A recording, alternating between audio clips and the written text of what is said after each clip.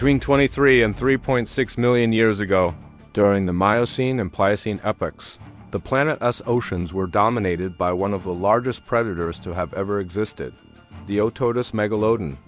Earth in the time of the Megalodon, the world was different. The continents were already close to their current position, but the climate was generally warmer and more humid than it is today, with lush tropical vegetation and turquoise seas.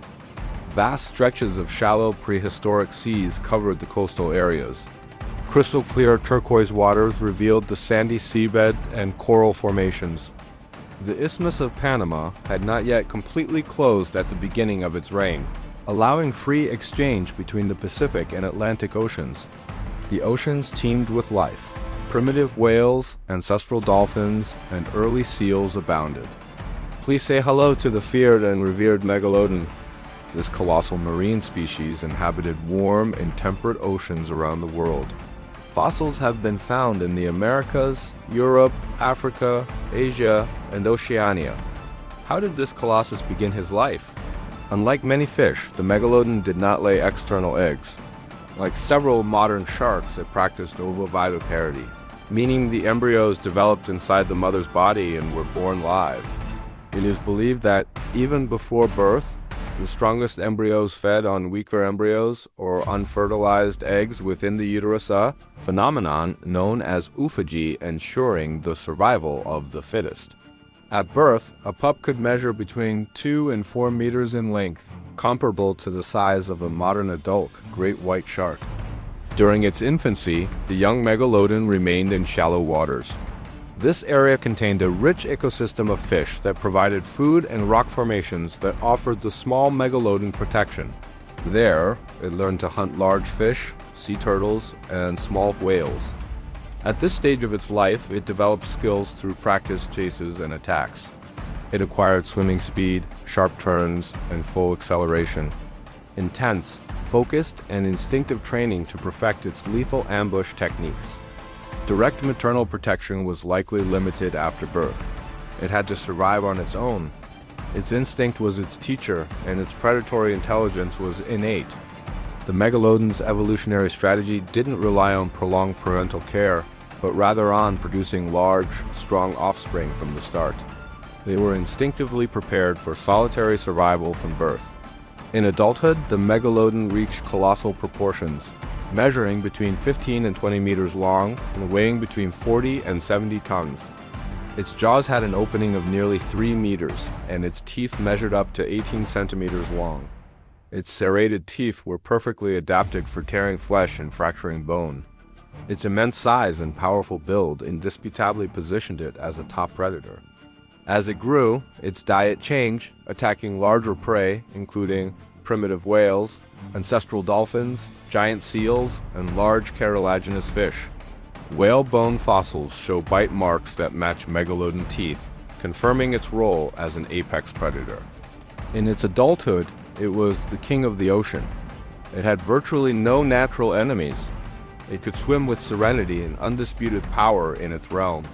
Only something that matched it in strength and size could pose real competition: other adult Megalodons. Its hunting strategy likely consisted of ramming from the ocean depths, using its speed to ascend and strike with force, similar to a great white shark but on a colossal scale. Its bite is estimated to have been one of the most powerful in the animal kingdom, capable of reaching between 108,000 and 182,000 newtons, allowing it to crush bones and pierce thick layers of blubber. With 276 teeth that reached up to 18 centimeters in length, the initial attack caused massive damage, often resulting in the loss of teeth that were continuously replaced. When attacking, it would rotate its eyes to reveal a protective membrane, relying on its keen sense of smell and sensory organs rather than sight during the final moments of the attack. Its primary strategy wasn't always to immediately slice its prey in half, but rather to attack vulnerable parts like fins and tail to immobilize it, according to fossil research. Little is known for certain about its reproduction, but it is believed that its reproductive process was similar to that of modern great white sharks. The females gave birth in protected coastal areas. The pups were large and fully formed, with a strong survival instinct and resilience. Finally, the twilight of his life was approaching. Scientific studies suggest it was a very long-lived animal, with an average lifespan ranging from 88 to 100 years, that is, a century. Like any predator, its life likely ended due to various reasons: aging, disease, injuries sustained in combat, and/or lack of food. After its death, its cartilaginous skeleton decomposed rapidly. Only its enormous jaw, filled with large, serrated teeth, survived the passage of time. How did this colossal predator become extinct? Around 3.6 million years ago, during the end of the Pliocene epoch, the planet began to cool. Several factors contributed to its disappearance: global cooling, a reduction in warm habitats, the expansion of polar ice, changes in ocean currents, and the freezing of the oceans. Large whales in coastal areas and other prey species declined. Furthermore, they began to compete with new, more adaptable predators, such as the ancestor of the modern killer whale. There may have been competition with the emerging great white shark. The Megalodon, adapted to warm waters, could not survive these changes. The fossil finds are primarily of its triangular, serrated, and robust teeth, which measured 7 to 8 inches. This amazing animal lived in all the world's oceans. Here is a comparison of a megalodon tooth with one from the modern great white shark. Fossils have been found in America, the United States, Mexico, Panama, and Chile, in Europe near the Canary Islands in Spain, in Africa and Morocco, in Japan and Australia. One of the most iconic places of study is the Smithsonian Institution's National Museum of Natural History in Washington, D.C., where reconstructed jaws are on display. The exhibit is the main focus. Its immense size dwarfs the silhouettes of the visitors.